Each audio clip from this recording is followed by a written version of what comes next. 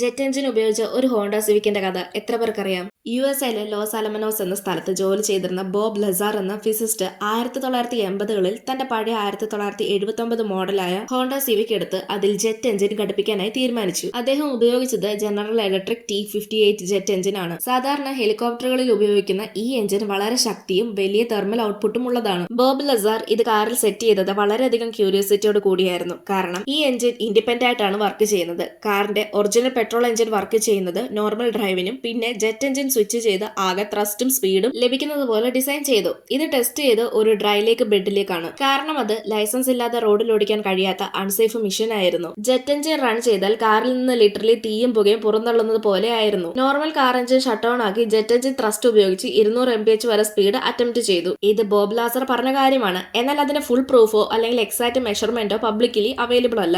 1982 loss ആലമനോസ് monitor എന്ന local news paper report ചെയ്തിട്ടുണ്ട് ഇതിനെപ്പറ്റി. ബോബ് ലാസറിന്റെ ജെറ്റ് പവേർഡ് സിവിക്ക് അതിന്റെ സൗണ്ട്, സ്പീഡ്, ഡേഞ്ചറസ് ആയിട്ടുള്ള ഹീറ്റ് എന്നിവ കൊണ്ട് ലോ എൻഫോഴ്സ്മെന്റ് ശ്രദ്ധയിൽപ്പെട്ടു. അതിനാൽ തന്നെ റോഡ് യൂസേജിന് നിരോധിക്കപ്പെട്ടു. എക്സിബിഷനിലും ഡെമോൺസ്ട്രേഷനിലുമാണ് പിന്നീട് ഉപയോഗിച്ചത്. നിങ്ങൾക്ക് ഹോണ്ട കാറുകളിൽ ഏറ്റവും ഇഷ്ടമുള്ള കാർ ഏതാണെന്ന് കമന്റ് ചെയ്യ്. ഇതുപോലെയുള്ള കൂടുതൽ വീഡിയോസ് കാണാനായി ചാനൽ സബ്സ്ക്രൈബ് ചെയ്യാനും ഇൻസ്റ്റഗ്രാമിൽ ഫോളോ ചെയ്യാനും മറക്കല്ല്.